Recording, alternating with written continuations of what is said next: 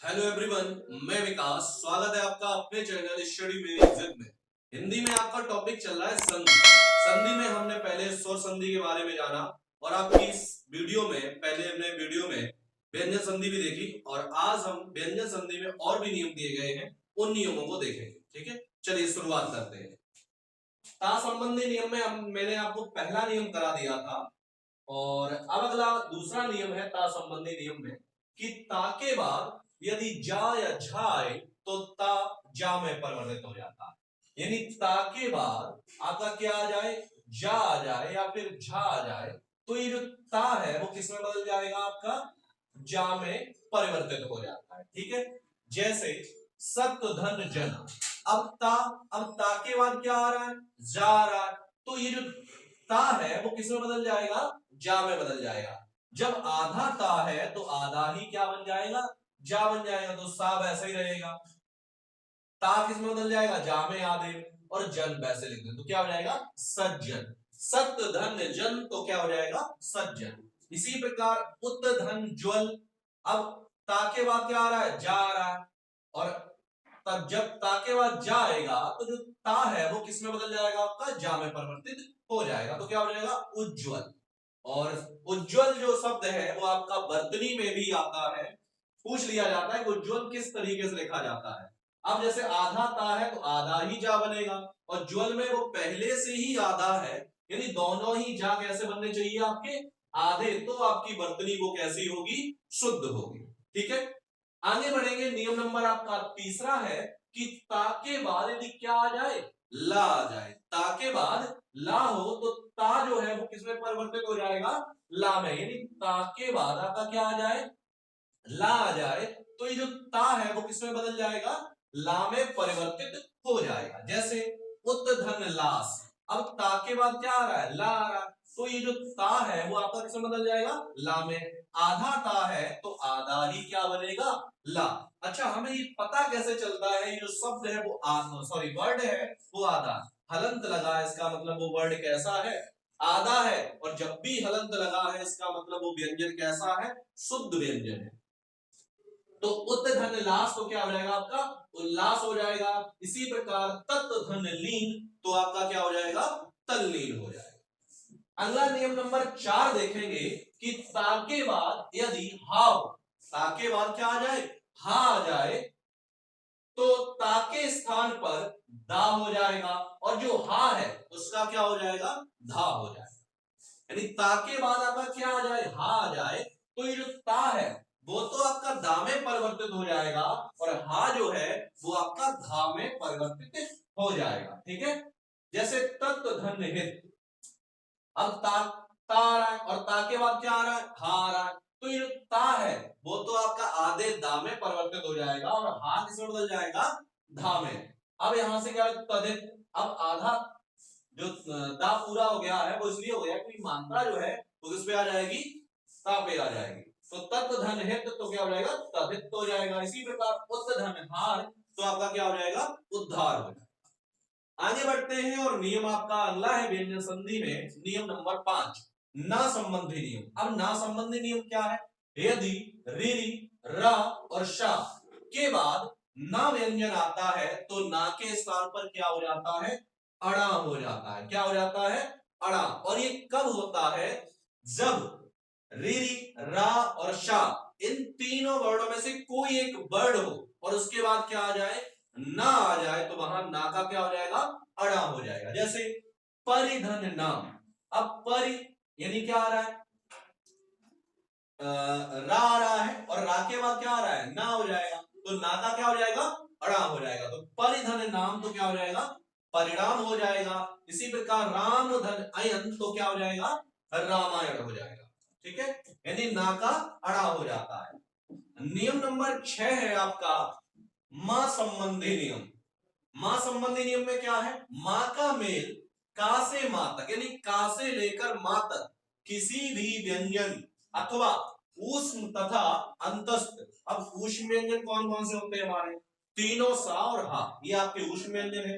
अंतस्थ व्यंजन कौन से होते हैं, या रा ला वा, ये आपके अंतस्थ व्यंजन है।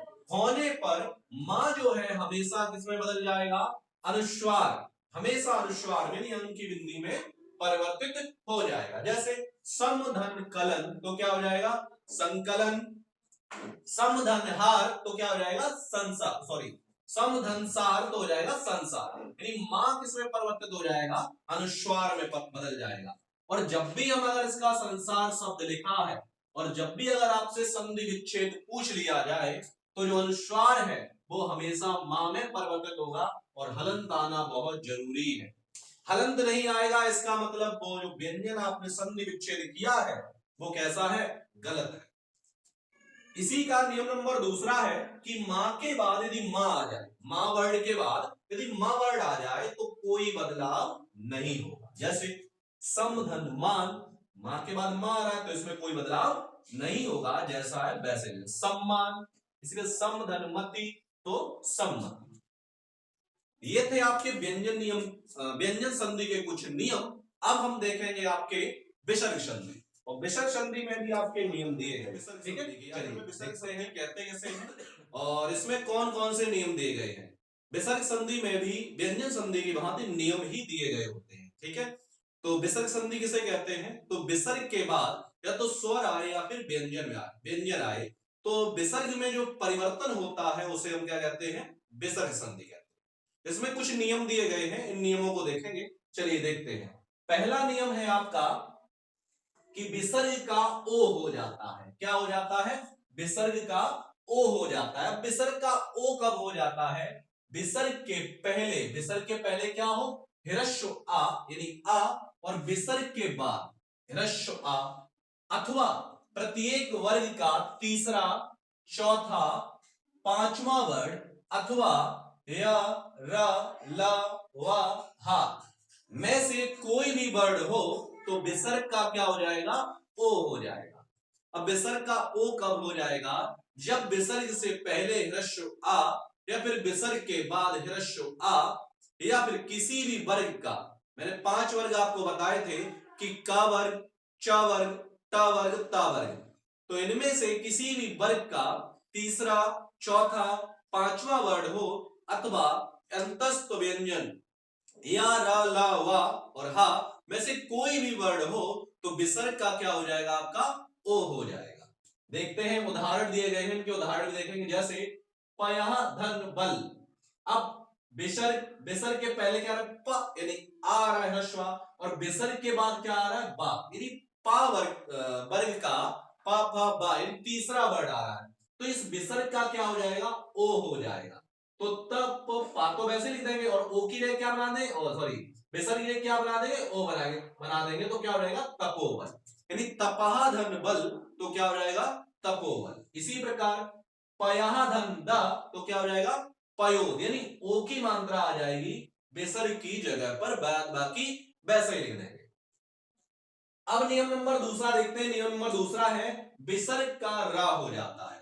अभी विसर्ग का क्या हुआ था आपका ओ हुआ था, अब विसर्ग का क्या हो जाएगा रा हो जाएगा। कब हो जाएगा, यदि विसर्ग के पहले आ को छोड़कर यानी ह्रस्व और दीर्घ आ को छोड़ करके कोई दूसरा स्वर हो। अब कोई दूसरा स्वर कौन कौन से, ई है, ओ ऊ है, ए ऐ है, ओ औ है, अगर ये आ रहे हैं और किसी भी वर्ग का तीसरा चौथा अथवा पांचवा वर्ड हो या फिर या र ला व में से कोई भी वर्ड हो तो विसर्ग का क्या हो जाएगा रा हो जाएगा।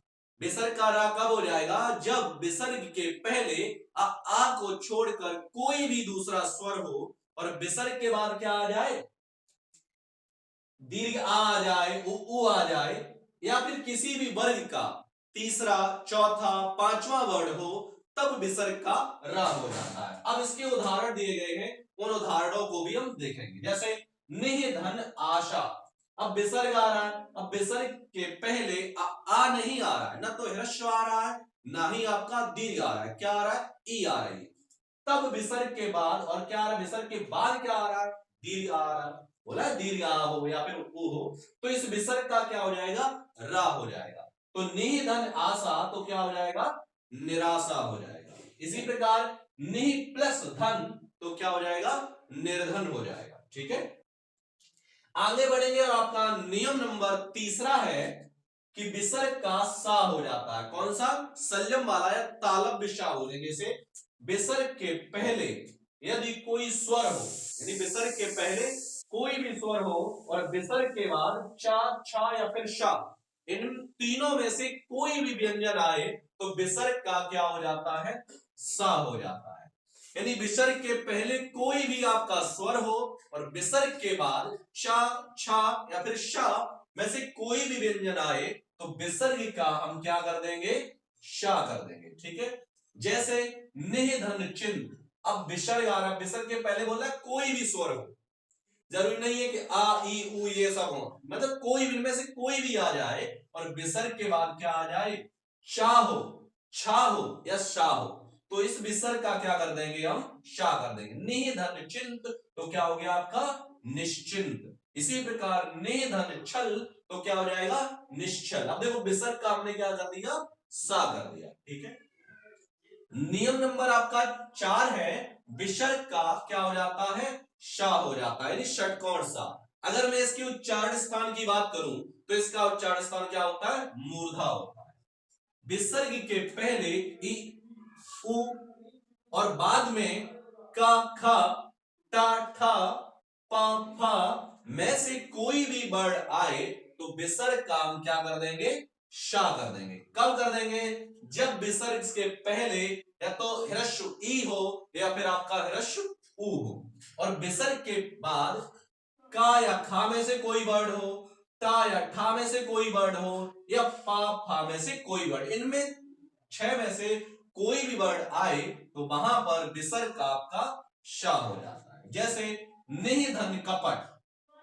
अब विसर्ग के पहले ह्रस्व ई आ रही है और विसर्ग के बाद क्या आ रहा है? का आ रहा है, तो इस विसर्ग का क्या हो जाएगा? शा हो जाएगा। निह धन कपट तो हो जाएगा निष्कपट, निह धन कंटक तो क्या हो जाएगा? निष्कंटक हो जाएगा। ठीक है, लेकिन इसमें एक अपवाद भी दिया गया है। अपवाद क्या है वो देखेंगे। जैसे दुह धन खा। अब विसर्ग आ रहा है, विसर्ग के पहले आपका क्या है? उ है और विसर्ग के बाद क्या आ रहा है? खा आ रहा है, तो यहां होना क्या चाहिए था? सा होना चाहिए था, लेकिन विसर्ग इसमें कोई बदलाव नहीं हो रहा है, जैसा है वैसा ही रहेगा। तो ये क्या है? इसमें एक अपवाद है। दुख हमेशा दुख ही रहेगा। दु धन ख। तो इसके और भी नियम दिए गए हैं, वो हम कराएंगे आपको अगले वीडियो में और मिलते हैं आपको अगले वीडियो में। तब तक के लिए धन्यवाद।